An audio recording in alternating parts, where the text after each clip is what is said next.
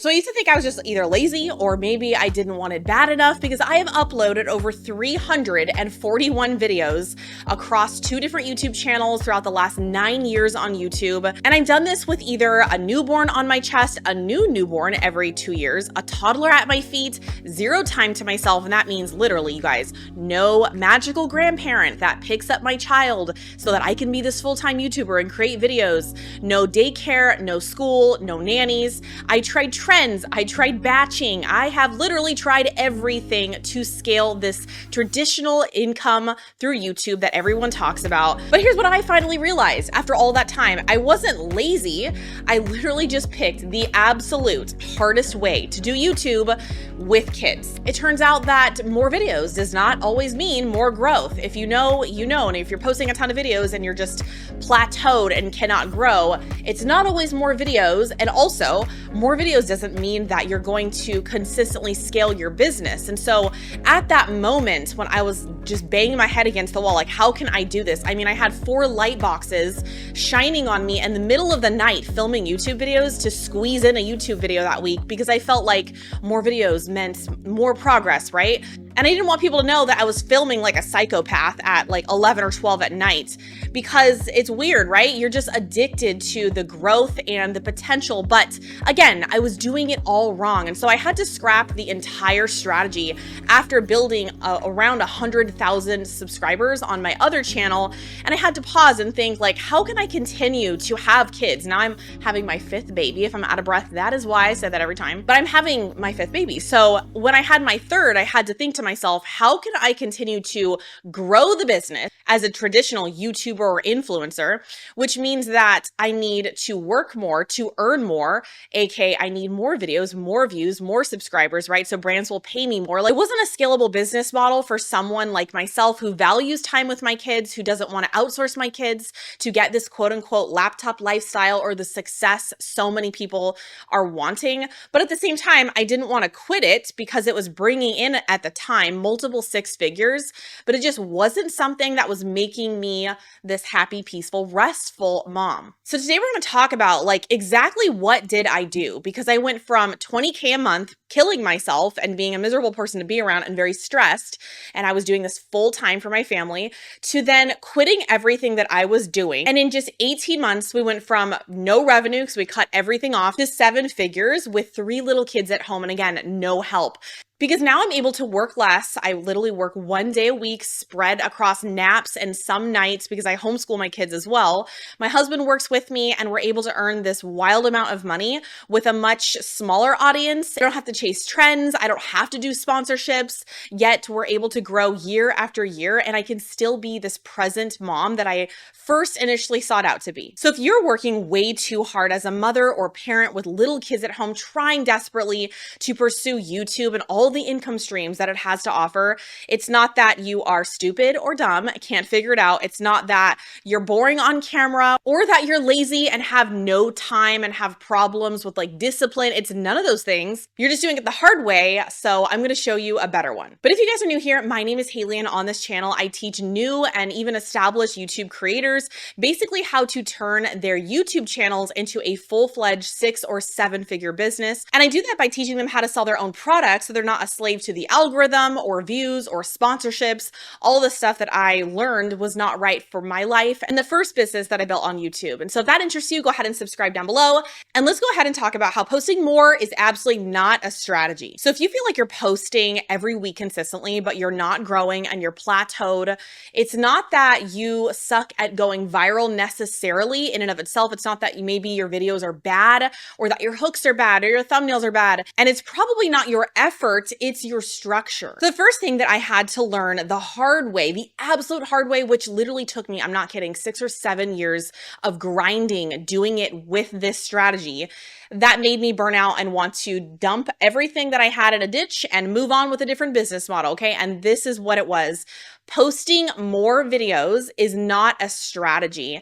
And a lot of people new creators post a lot of videos because of this mentality that is going around on the internet that has always been this way, which is post more and you'll figure out what you're good at, or post more videos and you'll realize what niche you should be in. And now they're kind of repackaging it and saying, just start. I did a whole video video on why just starting a YouTube channel and just basically throwing up whatever you want on the internet is not necessarily a lie, although that's what I hooked you guys with in that video. It's more just the worst advice that you could give a mom with little kids or just responsibility at home. I'm almost on my 5th kid. Okay, I'm pregnant with 5, and I don't have the luxury of time. And so when people tell me, hey, just post as many videos as you can and figure it out, I'm like, what kind of strategy is that, right?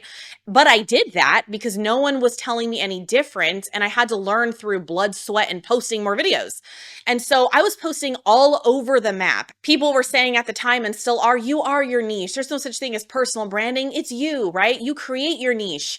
And while that is absolutely true, it's not for beginners initially, okay? YouTube has to know where the heck to put your videos. And so unless you're blessed with the most beautiful face and the best lifestyle that you can chill and show on social media, we're not like that, right? We got moms with kids at home, and our house is probably a mess half the time. So we have to really rely on the algorithm. We're not really banking on being unicorns, right? And so what I mean by that is you have to basically tell YouTube, shout out YouTube, hey, this is what my channel's for. Recommend me to all the people interested in that. The only way you do that is by making all your videos very similar to each other in the topic. So they don't all have to be talking head videos like this one. They don't have to be videos on the same exact topic, but they have to be within a related, dare I say, niche, okay? So people want to come at me because they think that, like I said, you are your niche. You don't have to pick one. You don't have to box yourself in. Be free, be a creator, right? But I'm in this to make a lot of money so that I can spend more time or get my time back because I have more money to be with my kids, not 100% to chase my passion and create a life where it feels like I don't work. Because I assure you, if you have kids at home, anything that is not sitting and relaxing away from children and away from like being a creator, everything else is work. All right. Cleaning the kitchen and reading to the kids. I mean, we love it all, right? I love having kids, obviously, but it is stressful. It is physically exhausting. And so this also starts to feel like work, even if you're doing something that you absolutely love, if you have little kids at home. So basically my advice in a nutshell is to, yes, niche down until my rule of thumb is until you get to 100,000 subscribers. Then you've trained the algorithm, right? Then the algorithm knows where to categorize your videos. You have a lot of views on all of your videos because they're all related. So if you choose to spray and pray, which means you're just putting up whatever you feel like on the internet underneath your category, right? Your views are going to look like my old channel, okay? Up, down, super high, super low. And then I eventually, after years of doing it, got this like threshold of whatever amount of viewership I was getting, but it was never like consistently growing. And if your views aren't consistently growing over time, meaning your audience is interested in all of the topics on your channel because you started to post within one topic, within one niche on your channel, therefore the audience wants to watch everything. They didn't come to your channel Monday and then Wednesday you're posting something else and they don't watch that. You will make more money, okay? You'll make more money with your products. You're going to make more money in sponsored deals. You'll make more money in AdSense because you'll get more views because your audience is going to watch all of your videos. And so you have to think more strategically, especially if you have very limited time. So I did a whole video on why it's not your YouTube videos that are underperforming, it's your niche. And I have a whole guide. I'll link the video up here and the guide down below. But I would just challenge you guys, write down 3 of your last video titles and see, do they serve the same person? If not, that is your sign. The second thing you have to know, and that I learned after blood, sweat, and 300 plus videos later, is that if you want to grow super fast on YouTube and you don't want to have to post more videos to get more views, you should really tap into what I now call the sticky sub niche. So yes, I've already done a video detailing exactly what this is. I'll link it up here and down below, but it's basically where you're finding underserved pockets of YouTubers posting this special type of content that has a very low demand and a super high supply on YouTube. And so you're going to make the majority of your videos, if you're smart, within these sub niches. And I teach you in that video how to find them, but it's basically a trending micro topic inside your niche that's helping small creators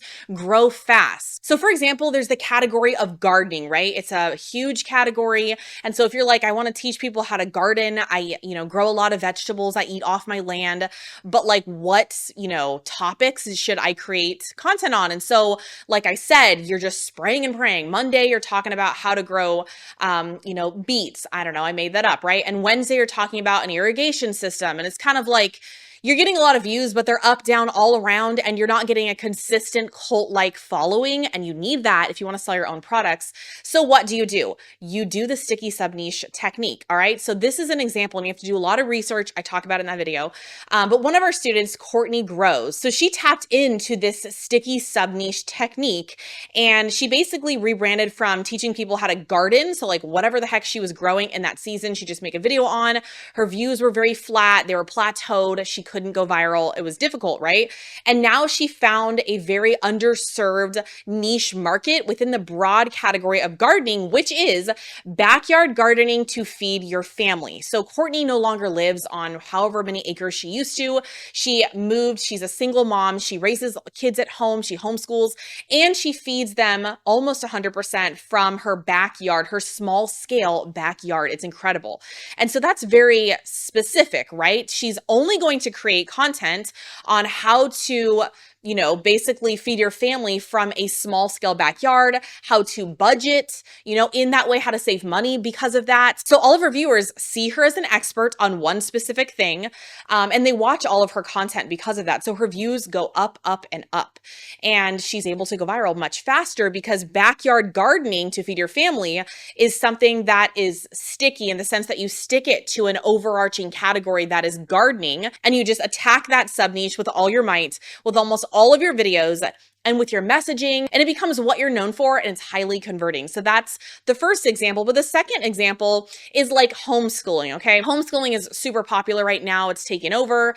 We homeschool our kids, but it's still, it's niche in the fact that like most kids aren't homeschooled. They still go to regular school, but it's becoming more saturated, right? And so there's education as a category. There's homeschooling as the niche underneath it. But underneath that, there's the sticky sub niche, right? One that is very underserved. And the fact that if you find new creators going viral almost instantly with these topics, then you can do it too. And so a great example of this is classical homeschooling routines. I'm not an expert homeschooler like our student, Ashley Bufa. Okay, so she went viral almost immediately. She does not have an overly fancy setup like I do. I think she records just during her kids' maybe nap time. Don't quote me. She doesn't have a crazy amount of B-roll. It's not overly produced or edited. She literally just gets the video out and it goes viral because it is sticky, right? It just is very in demand, and there's a very low supply of classical homeschooling routines, tips, experiences, and she's also an expert as well. And so that helps. The last one is YouTube tips. Okay. This is obviously like what I'm going into, but an underserved category is growing a gaming channel with value. We have a new student, Ariel. She has a huge gaming channel, and she kind of like, did what I was talking about in the beginning, posting about everything. And so she wants to, create a new income stream for herself, teaching people how to start gaming channels. And so that is very underserved. If you look, there's not a lot of creators creating content on this, but the ones that are blowing up super fast. So there's a lot of potential. So the third thing I learned the hard way is that your channel, if you don't want to kill yourself to basically trade more of your time for money, it needs a business model behind it. That is not AdSense. Okay. That is not sponsors. Now that can make a lot of money. It can make 6 figures, 7 figures, but the only way you scale that revenue stream is by getting more views, aka getting better at YouTube. And honestly, in order to get better at YouTube, to get the views, you have to post more to learn what people want and to feed the algorithm. And so I started to realize that the way that I was creating this business model for myself, being this traditional YouTuber, it was really like a glorified 8-to-5 job. And so I didn't want to have to work more to earn more, because then that would mean I was sacrificing my kids for that success. Like I said, I had to think of something different. And so I had to literally switch business models. So this was right. And when COVID hit, it was like a sign from God, because 80% of my sponsors had pulled out. Like I said, I was making around $20,000 a month on average. 80% of that income was through sponsorships on Instagram and YouTube. And then the rest was like, a little bit in AdSense and some in Amazon affiliates, some in reward style, right? Like linking my necklace or my shirt. I was doing all the things that I could to feed my kids, provide for my family. My husband had already quit at that point. And then I learned about selling your own assets or your own digital products. So this is like ebooks, which we're going to get to. I don't sell ebooks. I wouldn't recommend that actually, even though that's very hype right now. Courses, coaching programs, memberships, masterminds, right? I had found a random blog on Pinterest being like, how I made $100,000 through my course, passive income. And it's not passive by any stretch of the imagination. But I was very intrigued. And so I jumped off the cliff into the dark waters down below and said to my husband, we're not going to do sponsorships because we're going to take all of our time, and he was on board, obviously, to learn how to do this, because this is something that I can work 1 day a week, which is what I still do now. We haven't pivoted since the whole COVID time and the brands all pulled out because it was a sensitive time. Anyways, so my husband and I had to kill ourselves for the next however many months and years to figure out and build these new skills of selling your own products. The way that you create videos is different. Every video has to lead to a funnel. What is a funnel? I talk about that in this video, and I'll link it down below, what it looks like to sell your own products. Where do you send people to? But we had to learn all of this during a very stressful time. Again, naps and nights during COVID. And so once we did that, that is when the big shift happened. We went from the zero, because I cut everything off. It was nearly zero. Because when you're not posting, you're not making money in AdSense. It's like whatever video is ranked, you kind of make some money from. It's not much. Your income streams can dry up overnight as a YouTuber who doesn't sell their own products. And that's what happened. And so that is why I went from nearly zero, not taking any sponsors, not posting any videos, to the 7 figures in under 18 months, because you take home 90% of the profits when it comes to selling your own products. And so that just really blew our minds, and we've learned so much since then. But that is the business model I would recommend mothers at home who wants to do YouTube the easiest way possible and also create something that is scalable. It is to sell your own stuff from day one. Even if you feel like you're not qualified, even if you feel like you don't have a large audience, you will make more money with a tiny audience selling your own stuff, because the brands aren't even going to pay you. So what's the big deal, right? That is what I had to pivot to that completely changed my life. And since then, I've released and launched multiple different digital products, courses, masterminds, all those types of things. And it's the one income stream that I will not back down from for the next foreseeable future, however long it lasts, 10 plus years. And because of this business model, I went from posting literally 3 times a week and working 40, 50 hours a week editing my own videos, because I kind of couldn't afford an editor on that amount of income and all the expenses that we had being YouTubers, to now I work 1 day a week and we're able to earn over 7 figures, and we do it as a family. And so that is the difference in having a business model that aligns with your values, really support what you're doing. So to sum it up, this is exactly what I would do in order if I wanted to replace my income or basically turn this into a business really fast with very limited time. So step 1, choose an overarching niche that you're okay with going into. It has to match passion versus how much money can you make. Can you sell your own products in that niche is a huge indicator for me as to why I should do it or not. The second step is to research with my video and everything I teach you in there, a sticky sub niche. So a subcategory underneath that overarching niche that is blowing up small creators in 2025 today so that you grow faster than everybody else. Step 3 is to choose a freebie and an opt-in. I detail this in our funnel video. I'll link everything down below. But it's basically getting an email list so that you almost have like insurance for your brand so that you don't have to make videos in order to get paid. People pay you through email 24/7. It is mainly on autopilot once you have the system set up. Step 4, you're going to drive videos. You're going to drive as much traffic as you possibly can to the freebies that I'm talking about right now down below, right? Those are my freebies if you want an example. And then step 5 is sell with a very simple masterclass. And so I talk about this in the other videos I reference down below, but it's basically a free training where you offer something to basically just get more hand holding or more support or more information in the form of a course or a membership, whatever aligns with you and your audience. And the last step is to repurpose everything from YouTube onto other social media platforms, because I got a comment the other day that's like, I forget what she said, but she said, I'm overwhelmed. I'm a newly single mom. I have to be on a blog. I have to be on YouTube, Instagram. And I addressed this on my Instagram stories, but you absolutely do not have to do any of those things. But in my experience, if you want to get the most bang for your buck, you're going to focus all in on YouTube as your number one skill, and then just repurpose through assistants or VAs all the other things, which is what I do. I cannot go on stories every day. I don't want my kids to see me addicted to my phone like I used to. And I don't want to have to run my own blog and create reels. I've done it all right? It is absolutely a nightmare with little kids at home because it's so time consuming, and YouTube videos rank. So if you rank one YouTube video and it goes evergreen, meaning Google pushes it out year after year after year, you will get sales to your products with a solid funnel like I detail in that video for years. And so YouTube is incredibly powerful for getting paid in the most passive way that is possible. But you still have to obviously create YouTube content, so it's not passive. But it is like the hub, the nucleus that I use for my whole business strategy, and I love it. And so that is pretty much it for what I would do if I was a mother trying to basically structure my business in a way that is favorable towards, you know, the relationship that I have with my kids and needing more time with my kids. So if you guys want more details about how I do this, like literally time management wise, I have a whole masterclass. It's like 2 hours long, so get ready. I'll link it down below, and it talks about how my husband and I have built this during naps and nights, how we do it with homeschooling, and how we set up our income streams to support our family and our lifestyle first. But if you guys got value from this video, like the video, subscribe if you're new, and I'll see you in my next one. Bye guys.